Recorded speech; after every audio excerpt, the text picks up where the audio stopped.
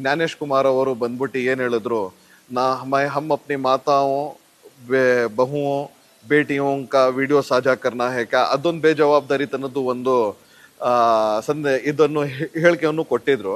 ಈಗ ನಿನ್ನೆ ತಾನೇ ಬಂದ್ಬಿಟ್ಟು ಇನ್ನೊಂದು ಬೇಜವಾಬ್ದಾರಿತನದ ಹೇಳಿಕೆ ಒಂದು ಕೊಟ್ಟವ್ರೆ. ಏನ್ ಅದಕ್ಕೆ ಸಾಕ್ಷ್ಯಾಧಾರ ಏನಿದೆ ನಿಮ್ಮ ಹತ್ರ? ಏನ್ ನೀವು ನಮ್ಗೆ ಅಲಿಗೇಷನ್ಸ್ ಹಾಕ್ತಾ ಇದ್ದೀರಾ ಈ ತರ ಮತ ಕಳ್ಳತನ ಆಗಿದೆ ಅಂತ? ನಿಮ್ಮ ಹತ್ರ ಏನಿದೆ ಎವಿಡೆನ್ಸು, ಏನಿದೆ ಸಾಕ್ಷ್ಯಾಧಾರ ಅಂತ ಕೇಳಿದ್ದಾರೆ.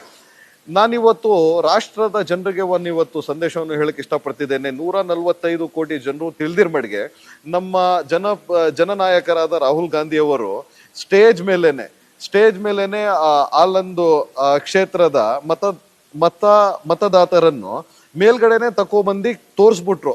ಏನು ಕಳೆದ ಬಾರಿ ಅವರು ವಿಧಾನಸಭಾ ಚುನಾವಣೆಯಲ್ಲಿ, ಲೋಕಸಭಾ ಚುನಾವಣೆಯಲ್ಲಿ ಮತ ಚಲಾವಣೆ ಮಾಡಿದ್ರು, ಅವ್ರದ್ದೇ ಮತ ಡೆಲಿಷನ್ ಆಗುತ್ತೆ ಅಂತ ಅಂದ್ರೆ ಇದಕ್ಕಿಂತ ದೊಡ್ಡದು ನಿಮ್ಗೆ ಸಾಕ್ಷ್ಯಾಧಾರ ಏನ್ ಬೇಕು? ಇದು ಒಂದೇ ಕ್ಷೇತ್ರ ಅಲ್ಲ, ಎಲ್ಲಾ ಕಡೆನೂ ನಮ್ದು ನಡೀತಾ ಇದೆ. ನಮ್ಮ ಜನನಾಯಕರು ಹೇಳಿದಾರೆ ನಿಮ್ಗೆ ಹೈಡ್ರೋಜನ್ ಬಾಂಬ್ ಇನ್ನೂ ಬಾಕಿ ಇದೆ ಅಂತ.